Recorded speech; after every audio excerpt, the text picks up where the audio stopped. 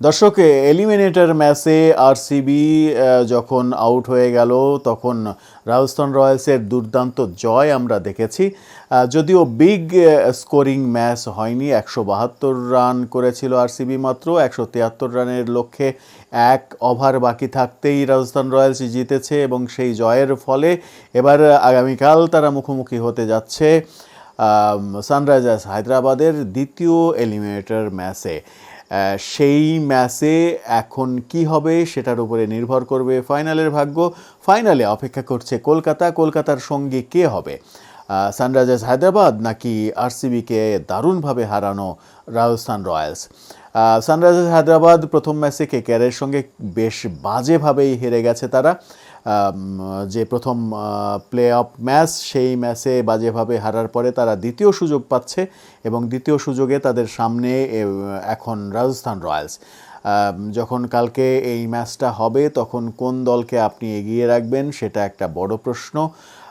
যদিও আগের ম্যাচে রাজস্থান রয়্যালসের ম্যাচে আমাদের প্রেডিকশানটা ঠিক হয়নি, ভুল হয়েছে। আমরা মনে করেছিলাম আরসিবি হয়তো জিতে যাবে, কিন্তু আরসিবিকে পাত্তাই দেয়নি রাজস্থান রয়্যালস।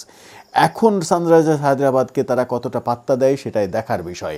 সানরাইজার্স বলে রাখা ভালো, গত ম্যাচে কলকাতার সঙ্গে হেরেছে, কিন্তু তাদের 3 ব্যাটিং স্তম্ভ ট্রাভিস হেড, অভিষেক শর্মা এবং হেনরিক ক্লাসেন, 3 জনের ব্যর্থতার মধ্য দিয়ে এই 3 জন ব্যর্থ হয়েছেন। সেটা রাজস্থান রয়্যালসের জন্য কালকের ম্যাচে কিন্তু দারুণ খারাপ খবর হতে পারে।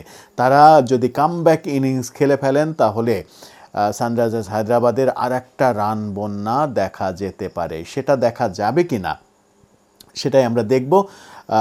শেয়ানে টক্কর হবে এই দুই দল। এবারের আইপিএলে সব থেকে ভালো খেলেছে। যদিও কলকাতা নাম্বার 1 হয়েছে, তারপরেও আমার মনে হয়েছে যে এই দুই দল পারফরমেন্সের বিচারে এবং চমকের বিচারে দুর্দান্ত খেলেছে এবং এই দুর্দান্ত দুটি দল যখন আবার মুখোমুখি হচ্ছে, এক দলকে স্বাভাবিক নিয়ম মেনে আউট হয়ে যেতেই হবে, আর এক দল ফাইনাল খেলবে। ফাইনালটা কার হবে, কলকাতার সঙ্গে সানরাইজার্স হায়দ্রাবাদের নাকি রাজস্থান রয়্যালসের?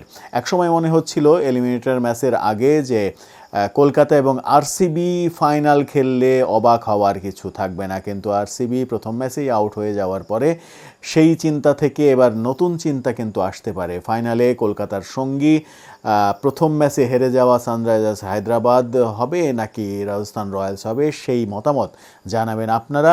আমার কেন যেন মনে হচ্ছে প্রথম প্লে অফ ম্যাচ যাদের মধ্যে হয়েছে তাদের মধ্যে ফাইনালটা হলেও হতে পারে, কিন্তু তারপরেও আজকের ম্যাচে আমি রাজস্থান রয়্যালসকেই এগিয়ে রাখবো। কারণ আরসিবির মতো টগবগে ছুটতে থাকা, বিশেষ করে শেষ দিকে এসে চমক দেখিয়ে যারা সুপার 4-এ এসেছে তাদেরকে যেভাবে তারা হারিয়েছে, সেই ছন্দ যদি তারা অব্যাহত রাখতে পারে, আজকের ম্যাচ জিতে কলকাতার সঙ্গী ফাইনালে রাজস্থান রয়্যালস হওয়ার সম্ভাবনাই বেশি।